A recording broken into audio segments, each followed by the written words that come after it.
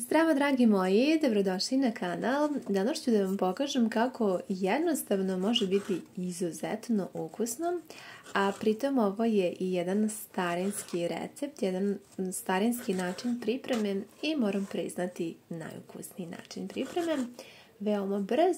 Ukoliko imate nešto starog hleba koji vam je preostao ili ovako hleba kao ja, koji mi se tako nagomilao, i zaista je bilo savršeno da ga sada iskoristim na ovaj način, a vidjet ćete šta ćemo napraviti u ostatku videa. Ja sam ovdje iskoristila 6 kriški hleba i ova količina vam je dovoljna za otprilike 2, eventualno 3 osobe. Na tiganj ćete da zagrejete malo ulja ili još bolje ukoliko imate masti, a volite da je koristite, onda još bolje jer naši stari su tako zapravo i pravili. Što u ovom receptu je da prvo malo propržite hleb. Ja ovo u početku nisam radila i stvarno vam mogu reći da je jako velika razlika kada hleb propržite i kada stavite tako svež. Tako da obavezno me poslušajte ako volite da dobijete nešto jako ukusno. Pored ovoga ja ću iskoristiti 100 grama šunke. Može bilo šta, slaninica, šta god da imate kod kuće, nešto suhomesnato, odlično bi bilo da iskoristite, ali ukoliko nemate možete da napravite i u verziji bez mesa, ovo zavisi svakako od vašeg ukusa. Ja u poslednje vreme, kao što sam vam već i rekla u prethodnim videima, volim ovako da kupujem vakuumirano, zato što mi suhomesnato duže traje kada kupim već gotovo isečeno. Često mi se desi da ne uspem da upotrebim i onda se nažalost pokvari. Tako da najviše volim ovako da kupujem pakovanje po 100 grama i idealno mi je i za ovako neke recepte, a i da koristim recimo za večeru.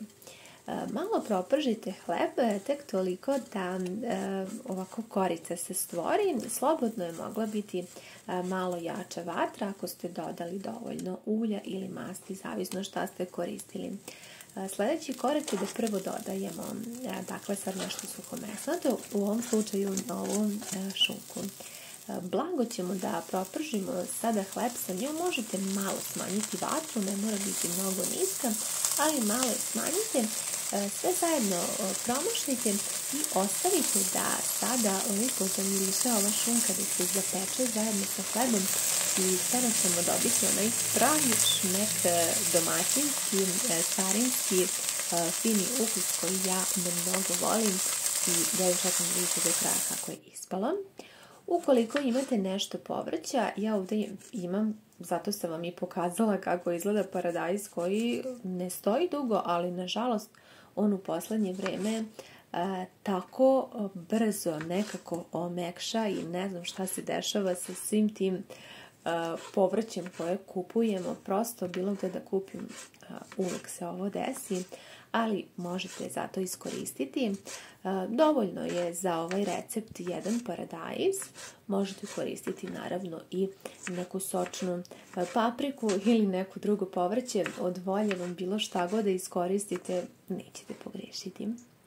Kada smo pripremili paradajz, sada ćemo da proverimo naš hleb, znači ne smije ništa sada da se tu prepeče, nego tek toliko lepo da se zapeče i sa jedne i sa druge strane, da lepo zamiriše i da pusti onaj fini miris. Sada sljedeći korak je da dodajemo dakle paradajz ili to neko povrće koje ste vi već pripremili za ovaj recept. Paradajz dodajem zbog sočnosti. On će u ovom trenutku tako lepo da pusti sok, tako da će da razmekša hleb i onako da ga učini stvarno jako sočnim, mekanim i ukusnim, a opet će sve jako lepo da se zapeče.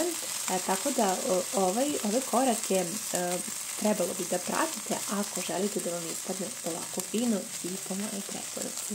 Ostavite da se sve zajedno lepo zapeče, a mi ćemo sada pripremiti i smesu koja će sve ove naše sastojke lepo da poveže. U pitanju su krajnje jednostavni sastojci koje ja pretpostavljam da svako od nas ima u frižideru. Na ovu količinu bit će vam dovoljno 3 cela jaja, Jaja ćemo dobro da izmotimo sa mutilicom i dok ja sad ovo radim, želim da vas pitam da li ste nekada pripremali nešto ovako slično. Ja moram da priznam da sam pripremala dosta puta, ali prvi put kada sam žela da pripremim, plašila sam se da mi neće recept uspeti, tako da je stvarno mi trebalo mnogo vremena da ovako jednostavan recept ja uzmem da napravim, ne znam iz kog razloga, ali zato želim sve vas da razuverim ako ste nekada gledali ovako nešto slično ili sada gledate prvi put da slobodno isprobate. U jaja dodajem 120 grama kisele pavlake, dakle to je 3 ovako velike pune supene kašike. Lepo mešajte dok ne dobijete ovako dosta gustu smesu. Vi možete umjesto pavlake dodati recimo i 100 grama sitnog sira ukoliko vam se nađe kod kuće, ali pavlaka će biti sasvim u redu da dobijemo i kremasto, i fino, i sočno, i mekano i da stvarno uživamo u jednom jako lepom obroku, a vi ćete mi javiti vaše utiske da li vam se dopalo. Ovo može biti savršen predlog za doručak, za večeru, pa čak i jedan samostalni obrok. Za kraj ja ću ovdje posoliti i dodat ću malo bibera. Za ovaj deo bit će dosta začina. Vi možete još nešto po vašem ukusu. Možda bih ja kasnije dodala još mrvicu više soli, ali plašila sam se da ne preteram, s obzirom da mi je već i šunka slana, pa sam se bojala da ne bude previše slano. Evo ovdje sam usporila čisto da možete vi sada da vidite otprilike kako izgleda ova smesa, odnosno njena gustina. A da mi proverimo kako se krčka naš hleb sa salamom i povrćem. Sve savršeno se, kao što ste vidjeli, lepo se peklo, hrskavo, sočno. I ono što sada radim, kao što vidite, prelićemo ovu smesu. Ovo može napraviti i dete, mislim da je stvarno krajnje jednostavno i da ćete uživati, sigurna sam, i u pripremi, a kasnije i u jako finom ukusu. Ja ću sad lepo sve da poravnam kako bi mi se ravnomerno sada ova smesa od jaja i pavlake lepo rasporedila i ulila svuda ravnomerno, da bi moglo sve lijepo da se zapeče i da dobijemo jednu celinu, zapravo kao jednu, da kažem slobodno, neku pitu istiganje. Eto, ja ću je tako nazvati. Sve lijepo rasporedite. Ja ću u ovom dijelu dodati malo origana, možete i nekog drugog suvog začina po vaše želji. Meni se ovdje stvarno origano jako lijepo uklapa. Još ćemo samo lijepo da razdvojimo krajeve od tiganja i da sve lijepo poravnamo i da ostavimo da se zapeče. U ovom trenutku možete da malo smanjite vašu vatru, može biti srednja ili nešto malo više iznad srednje, nemojte da preterate kako vam se ne bi slučajno zagorelo taj donji sloj. Potom ja ću iskoristiti ovdje i nešto sira. Imala sam trapist u listićima, može biti bilo koji sir, edamer, kačkavalj, koji god imate kod kuće. Možete ga iskoristiti. Sad sam ja ovdje htjela da izbrojim listiće, čisto eto da vidite koliko ima tačno 5 listića. Mislim da ima ovdje oko 80 grama, mislim da sam 2 listića već izvadila za nešto drugo, tako da otprilike 80 grama i bilo je sasvim dovoljno, može čak i 50 grama, neće ništa da škodi, onda ga možete lijepo samo izrendati. Lepo se zapeklo. Kada smo sad dobili ovako finu pitu koja se ne razliva, odnosno jaja su se već lepo zapekla, možete preokrenuti i znam da će vas ovo najviše plašiti, ali nema potrebe.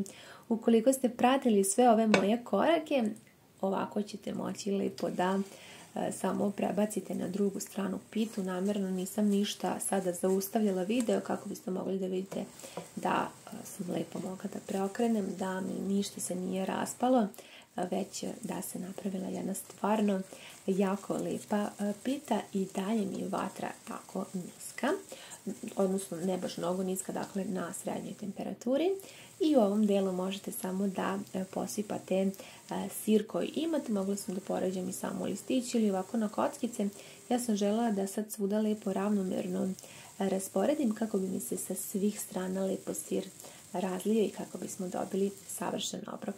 Možete poklopiti i ostaviti da se sada sve to lepo zapeče još nekih možda 2-3 minuta. Za kraj ja ću da sipam preko sira još sasvim malo kečapa. U ovom trenutku ringlu ću da isključim. Dodat ću još malo bosiljka. Možete neki drugi suvi začin poklopiti i ostaviti još 2-3 minuta na isključenoj ringli da se još dodatno sir lepo rastopi, razlije i da dobijemo jednu savršenu, u ovom slučaju ja sam pravila večeru. Zajedno ćemo isprobati da presečemo da vidite kako je sočno i fino.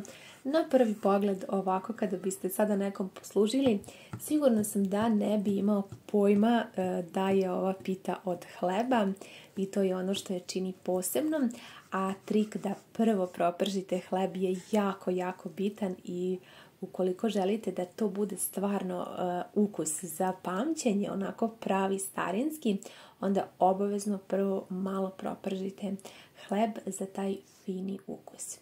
Ovako izgleda primamljivo na oko, a ukus pa bolje da probate, pa onda da mi javite, meni je zaista fantastičan. Mnogo volim ovako brze obroke koje možete pripremiti u 10-15 minuta i uživati. Zajedno smo presekli prvo parče da vidite kako je sve fino. Nadam se da sam vas izazvala da obavezno isprobate ovaj recept i da ćete biti zadovoljni. Hvala vam mnogo što ste bili sa mnom u još jednom novom videu. Ja da čekam da mi javite vaše utiske ukoliko isprobate, bilo bi mi veoma drago. Mi se vidimo vrlo brzo u nekom novom receptu, u nekom novom obroku, a do tada ja ljubim vas sve puno i želim vam prijetno!